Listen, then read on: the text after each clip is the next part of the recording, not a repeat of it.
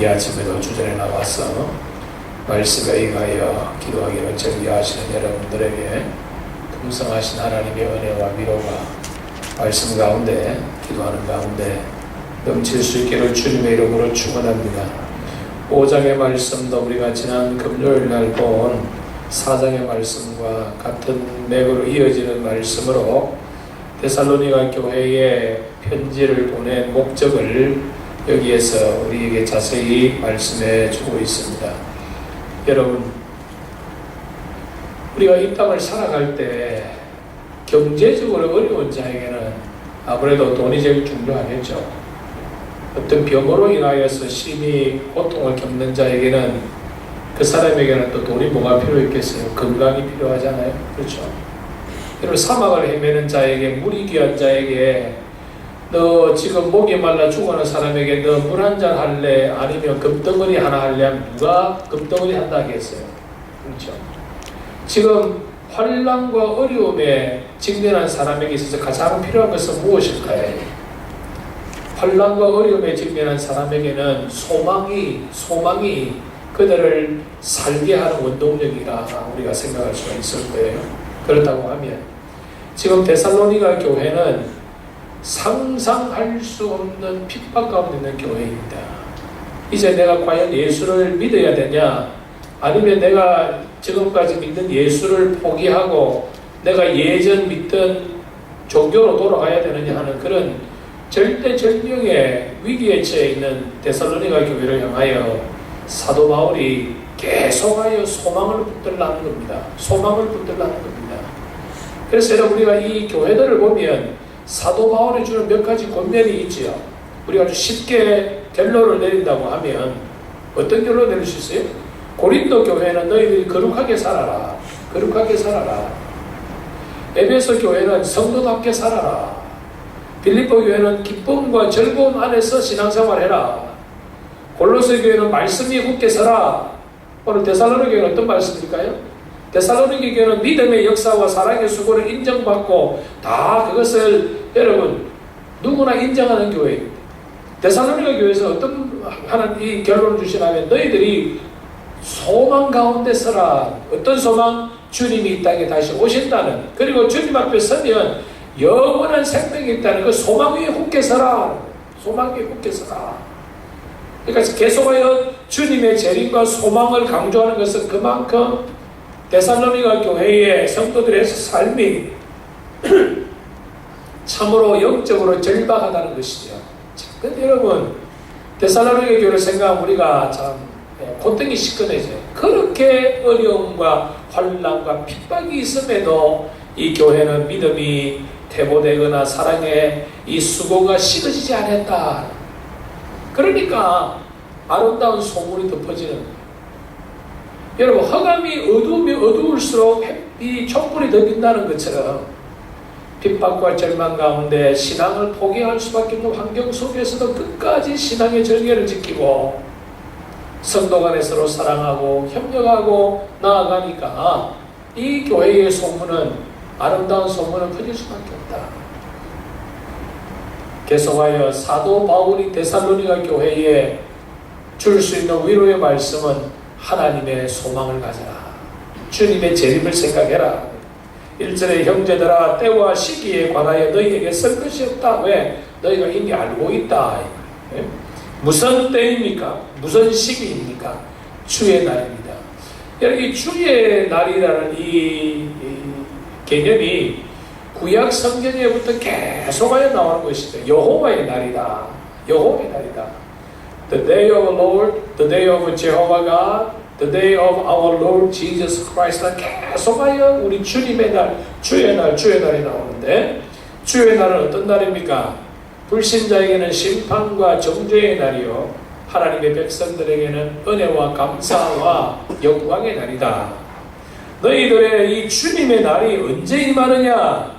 밤에 도둑같이 이를 줄을 너희 자신이 잘 안다. 언제 주님이 재림하실까? 너희가 쓸 것이 없다는 거예요. 그렇죠? 그런데 오늘 우리 시대에 잘못된 이 재림 사상에는 주님이 언제 오실 날짜에 관하여 그렇게 여러분 숫자상으로 계산하기를 즐겨하지 않습니까?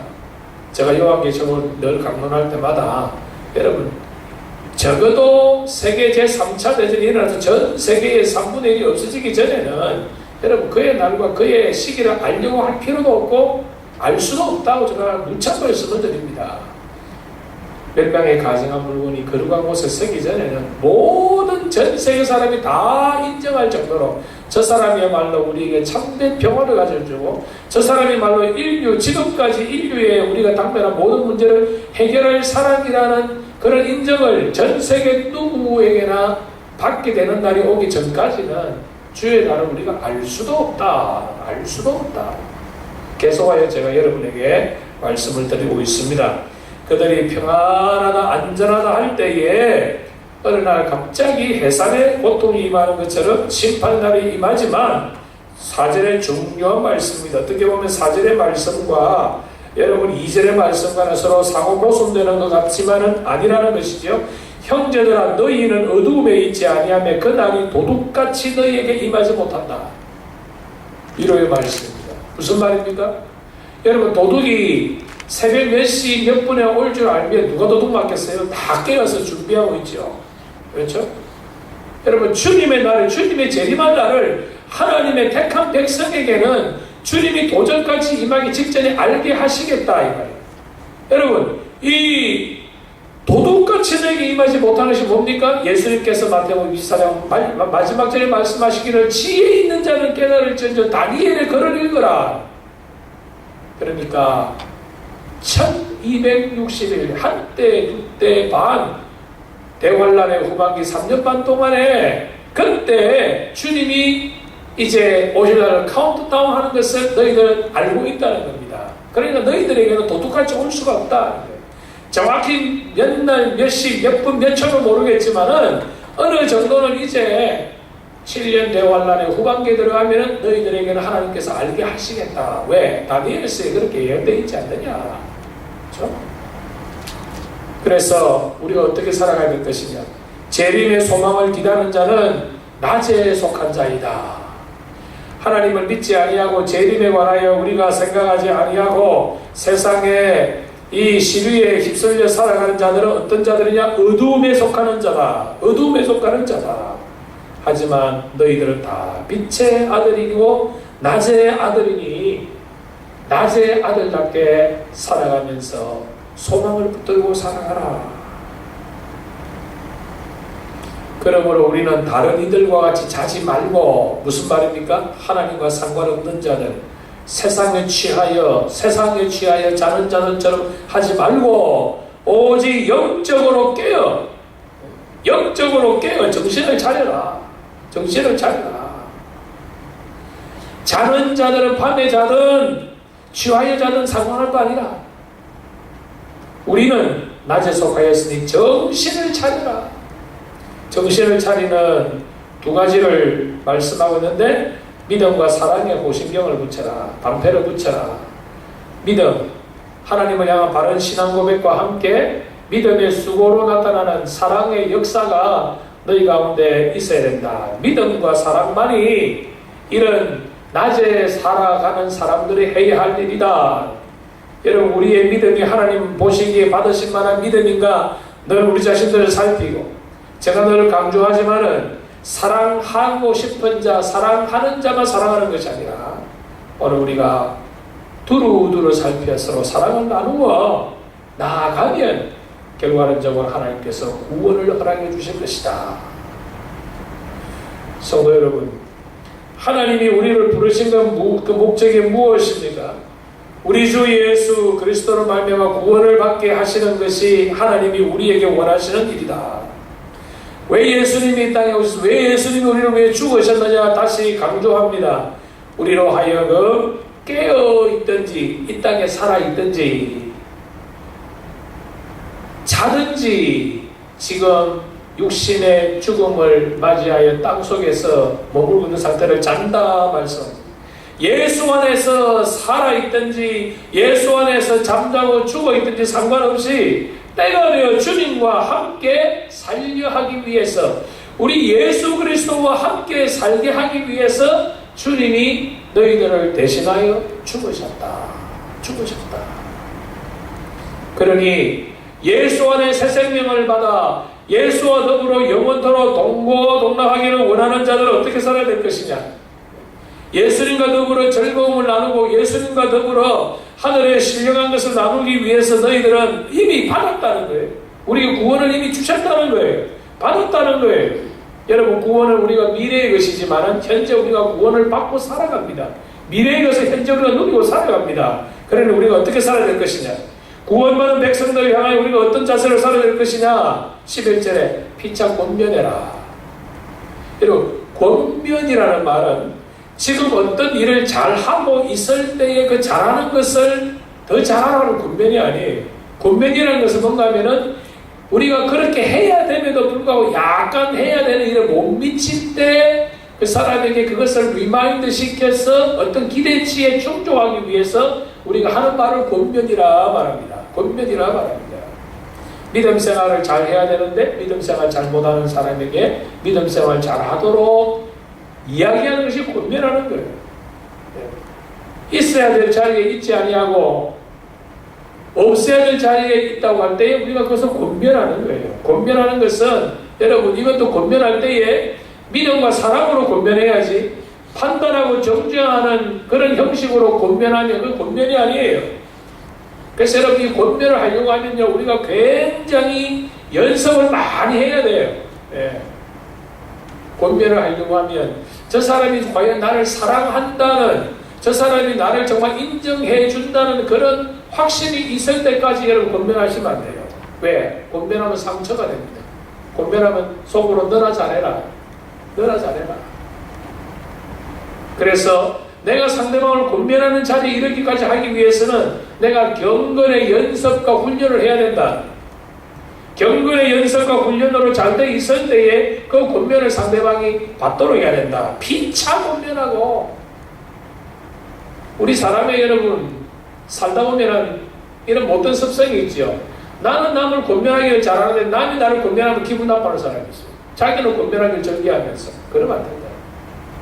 피차 권면해야 됩니다. 피차. 잠언서에 철을 날카롭게 한다. 여러분, 권면은요, 가장 좋은 권면은 어떤 권면인 줄 아세요? 목사가 성도들을 권면하면 성도들은 목사이기 때문에 당연히 저렇게 하지 그래야 되는 거예요. 여러분, 권면은 누가 하는 것이죠? 가장 효과적인 권면은 뭘까요? 장로는 장로끼리 권면하는 거예요. 집사는 집사끼리, 권사는 권사끼리, 평신도는 평신도끼리 권면하는 거예요. 네? 권사님들, 아버지 권사, 그래 되겠냐? 당신 권사로서 그래 되겠냐? 그 힘이 있는 거예요. 목사가 말하면 또 꾸중하는 걸 하지만, 여러분, 이 권면은요, 철을 날카롭게 하는 거예요. 자기와 어떤 신앙적인 배경이 비슷한 사람들끼리 권면, 그 권면이 효과가 있어요. 제가 어릴 때 섬겼던 교회에 한 안수 집사님이 어떤 경제적인 문제를 타락해서 교회를 안 나오기 시작했어요. 목사가 가서 권면해도 안 나오고 장로가 권면 안 되는데 자기와 어릴 때부터 교회 함께 자란 친구들, 그 친구들이 안수 집사가 다른 친구들이 가서 권면하니까, 누구를 하면 권면하니까 어릴 때부터 같이 자란, 교회 안에 같이 자란 그 친구들과 다 집사를 권면하니까 통하는 거예요. 왜? 여러분, 우리는 같은 그룹이라는 그런 인식이 있잖아요. 그렇죠? 권면은 피차 비슷한 사람끼리 해야지 그거 효과가 있다. 서로 덕을 세우라. 덕을 세워라. 근데 이 말씀에 우리의 주의를 끄는 말씀이 뭔가 하면 피차 권면하고 서로 덕을 세우기를 세워라 하면 되는데 왜 여기서 너희가 하는 것 같이 하라? 왜 이 말씀을 했을까? 너희가 하는 것 같이 하라? 이 무슨 말씀일까요?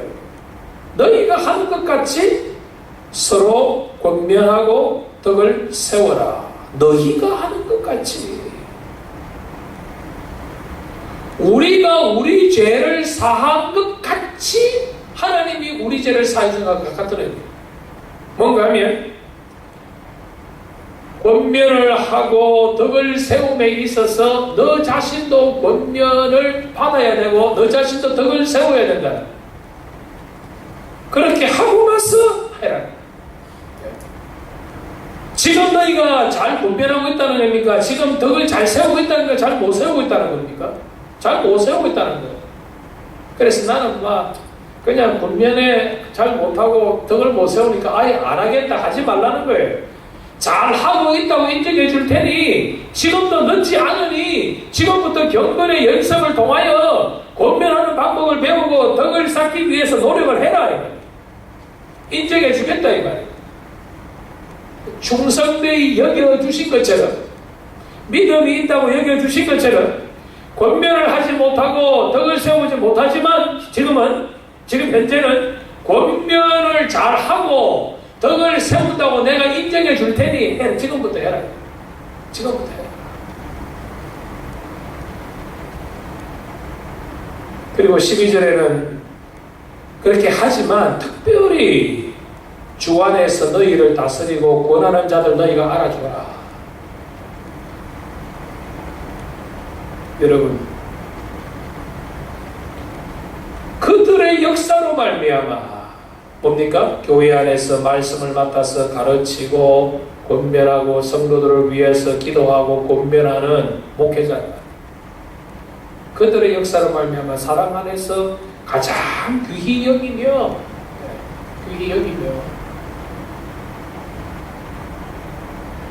우리 교회의 성도들은 저를 다 귀히 여기기 때문에 저는 여기 대해서 더 말씀을 드리지는 않겠습니다만은 또다시 권면하는 게 뭡니까? 너희끼리 화목해라. 화목해라. 14절에서 형제들아 너희를 권면하노니 게으른 자들을 권계하며. 여러분 여기에 게으름은 어떤 게으름일까요? 육신의 게으름일까요? 생활의 게으름일까요? 신앙생활의 게으름입니다. 게으름을 어떻게 하란 말합니까? 권계해라. 사랑하는 성도 여러분, 제가 계속하여 고민하고 기도하는 중에 특별히 우리 교회의 이 항존직 가지신 분들, 사업 때문에 육신의 질병 때문에 지금 우리가 온전히 예배나 하지 못하지만은 제가 여러분에게 강하게 결단을 촉구합니다. 올해가 가기 전에 여러분의 모든 환경을 바꾸셔서 2013년도부터는 모든 공적 예배에 우리 교회 항존직 가시면 다 참석하셔야 됩니다. 올해 안에 여러분 다 바꾸셔야 돼요. 여러분 초신자들이 볼 때에 내가 예배의 모범이 되느냐? 여러분 목사가 아무리 설교해도 소용없어요. 목사 먼저 설교해도 장로부터 권사부터 안 하는데 되면 제가 여러분 어떻게 제 설교의 권위가 있겠어요? 여러분 이제 우리가 영적인 결단을 하셔야 돼요. 내년부터는 모든 예배에 항존직 가시는 분들 모든 예배의 모범 되셔야 돼요. 안 되시면 직을 내려놓으세요. 여러분 그냥 지나가는 말이야. 게으른 자들을 권계해라. 육신의 여러분 자기 일을 얼마나 성실하게 부지런하게 잘하면서 왜 영적인 일은 그렇게 게으르냐 이거. 게으른 자들은 영적인 게으름을 말하고 마음이 약한 자들은 어떻게 해요? 마음이 약한 자들은 권계하면 안 되죠. 왜? 약한 것이 더 약해지니까. 그래서 신앙생활에 아직도 이 마음이 약한 자라는 말은 이 성격적으로 마음이 그런 건 아니고 아직도 믿음에 굳건한 이 강한 믿음 위에 서지 못한 자의 말이에요.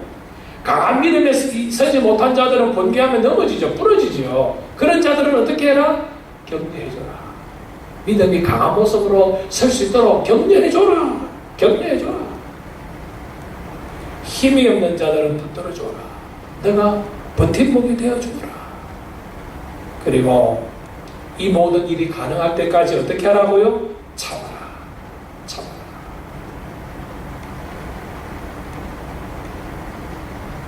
누구에게든지 악을 악으로 갚지 말고 서로 대하든지 모든 사람을 항상 선을 따르라. 항상 선을 따르라. 그러면서 세 가지 우리에게 권고하는 것이 뭡니까? 항상 기뻐하라. 이 데살로니가 교회는 기뻐할 일이 전혀 없거든요. 그럼에도 불구하고 기뻐해라. 너희들이 닥치는 환난과 어려움을 어떻게 해라? 쉬지 말고 기도해라. 쉬지 말고 기도해라.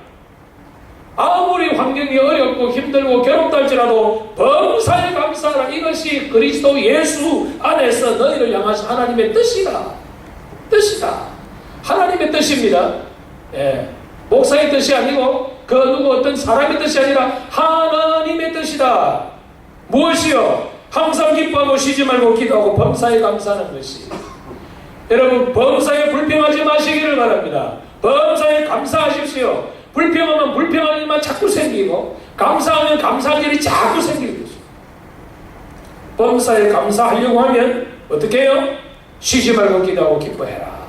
긍정적인 마음을 가지고 주님을 바라보고 기뻐하며 즐거워하는 가운데 감사할 수 없음에도 불구하고 감사하려고 나아가면 하나님께서 여러분들의 환경을 180도 확 바꾸실 거예요. 그런 맛으로 예수 믿어야지, 안 그렇습니까? 네? 여러분, 내가 예수 믿는 순간순간마다 어렵고 힘든 순간에 내가 하나님 앞에 다 내어놓고 기도하고 내가 그것 때문에 나아갔는데 하나님께서 내 환경을 변화시켜 주셨어. 도저히 내 생각으로는 일어날 수 없는 일들을 여러분과 체험해야 그 맛으로 우리가 예수 믿잖아요.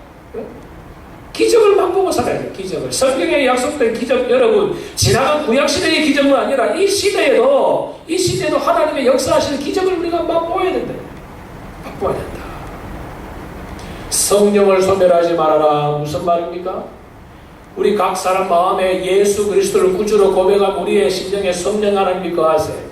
그러면 성령 하나님께서 우리를 감동하시는 대로 우리가 살아가야지, 성령 하나님께서 감동 주시는 대로 무시하고 지나면 여러분, 성령 하나님은 우리를 떠나실 수 있다는 경고입니다. 무슨 말입니까?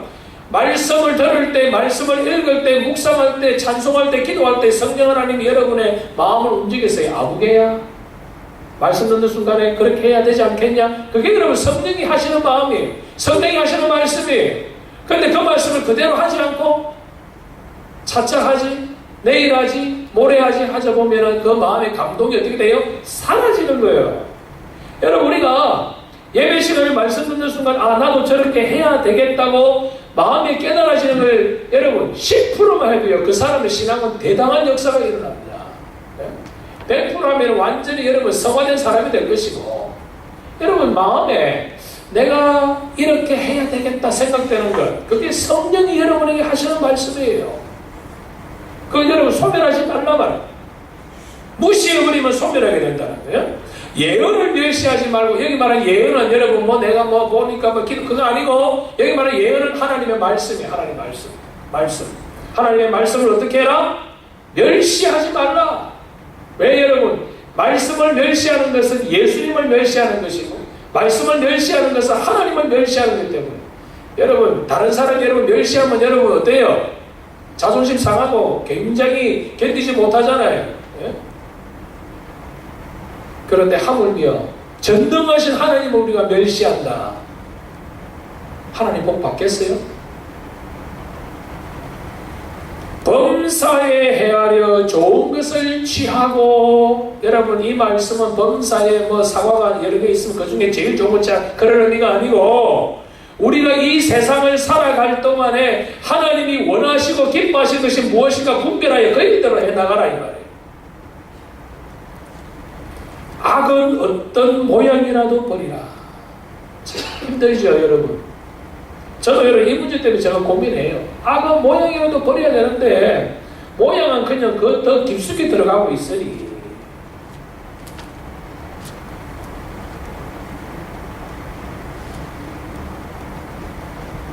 여러분 성령을 소멸치 말고, 예언을 멸시하지 말고, 범사에 헤아려 좋은 것을 취하고, 악을 모양에도 버리고, 항상 기뻐하고 쉬지 말고 기도하고 범사에 감사하면 결과론적으로 하나님이 우리를 어떻게 하신다요? 흠없게 보전해 주시겠다. 데살로니가 교회 성도들아, 힘들지? 너희들이 생활도 힘들고 말씀대로 살기도 힘들고 말씀을 지키기도 힘들고 기도하기도 힘들고 너희들이 내일 죽을는지 모레 죽을는지 모르는 절대절명의 위기 속에 너희들이 처한 형편 내가 다 안다. 그런 환경에도 불구하고 너희들을 기뻐해라. 너희들은 쉬지 말고 기도해라. 범사에 감사해라. 성령 하나님이 너희들의 마음에 하시는 말씀을 기울이고 더욱더 어렵고 힘들수록 더 말씀 붙들고 나아가서 범사에 너희들의 삶 가운데 하나님이 원하시고 기뻐하시는 무엇인가 분별하여 그 좋은 것 지혜롭게 그것을 찾아서 나아가되 악은 모양이라도 버리라. 악은 모양이라도 버리라. 때에 헬라 원어에 보면 악은 생각조차 하지 말라. 그래서 주님이 이 땅에 강림하실 때 흠없게 보존되기를 원한다. 그리고 이 편지를 너희 교회만, 데살로니가 교회만 받는 것이 아니라 온 교회들에게 이 편지를 읽어주라. 성도 여러분, 힘들고 어려운 삶 가운데 이 지상교회는 여러분 사도 바울의 편지는 어떤 교회는 빌립보 교회가 가진 문제, 어떤 교회는 에베소 교회가 가진 문제, 어떤 교회가 고린도 교회가 가진 문제, 어떤 교회는 또 데살로니가나 골로새 교회가 가진 문제들이 다 있어요. 말씀 받을 때에 이 교회들을 향하여 권면하신 그 어떤 문제점들이 우리의 가정에 내 삶 속에 우리의 교회에 없는지 분별해야 했어요. 그 말씀 우리가 받아서 마지막 시대에 하나님의 뜻대로 살아가고 흠없이 보존되는 우리 모두가 될 수 있기를 주님의 이름으로 축원합니다.